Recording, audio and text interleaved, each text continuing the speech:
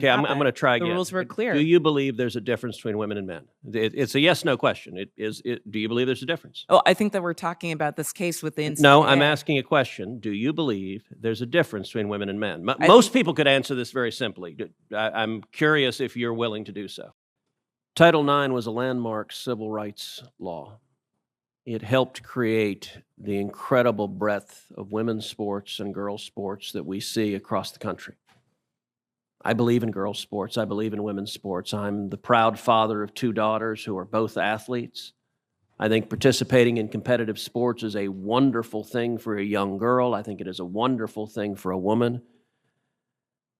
And I think, unfortunately, today's Democrat Party has decided that women's sports and girls' sports no longer matters, and they're willing to push radical legislation designed to destroy girls' sports and women's sports. Ms. Gaines, I want to thank you for your courage. You are relatively young, but you have demonstrated incredible courage. And because you have dared to speak up, you have been demonized, you have been vilified. I saw when you were attacked by a leftist mob at San Francisco State University for daring to speak up.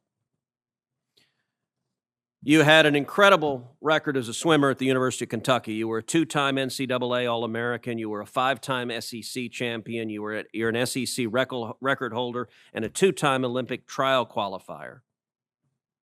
But yet on March 27th, 2022, something changed. What happened on March 17th, 2022? That's when Thomas and I raced in the 200 freestyle and again resulted in a tie. And so you tied. What was the consequence of tying? We went behind the awards podium where typically you're handed your trophy, you're marched out, you're named an All-American. And so we go back there and the official looks at both Thomas and myself and says, "Great job, but you guys tied. And we only have 1 trophy, therefore we're giving this trophy to Leah." And I question this and I say, why? And at first I shortened it in my testimony, but really he stumbled on his words. He didn't know how to answer this. And at first he's, well, we're just doing this in chronological order. To which I further pressed and I said, okay, well, what are you being chronological about? Because we tied. And if we're doing this off alphabetical order, G comes before T. So what are you being chronological about? To which this wasn't a script they had prepared for him.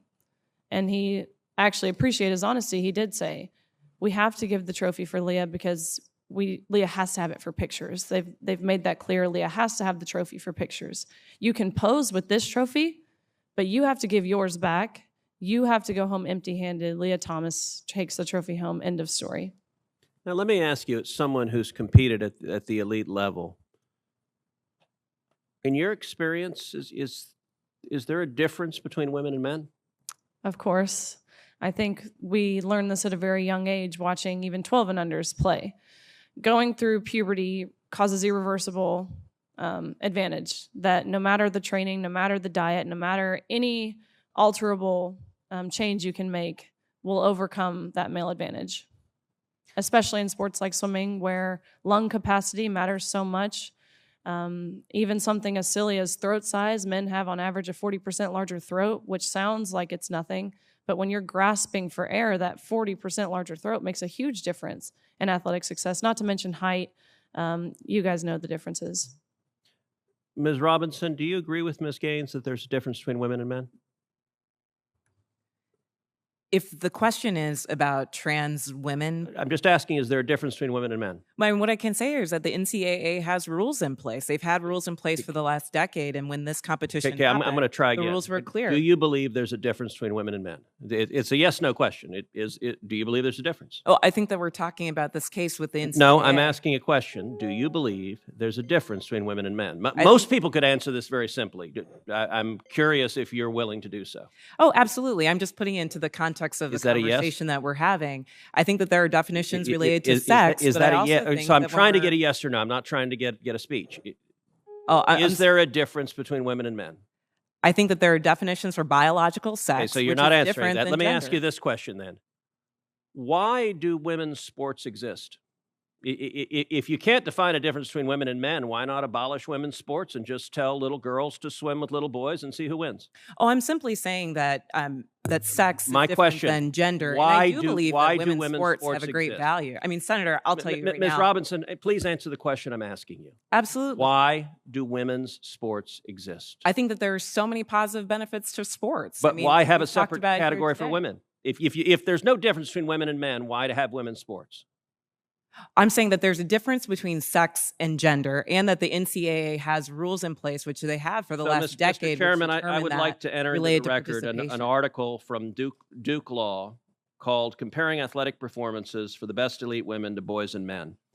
And it goes through examining in 2017 the top records for women in the world in various track and field events. So, for example, in the 100 meter, the top record for women in the world was 10.71 seconds. Now, that record for the number one woman in the world in 2017 was, in the year 2017, broken by 124 boys under 18. In that same year, the record for the number one competing woman in the 100-meter dash in the world was broken by a total of 2,474 men. If the radical Democrat agenda to destroy girls' sports and women's sports succeeds, little girls will not have a chance to compete. So I ask unanimous consent that this article be entered into the record. Without objection. Senator Padilla.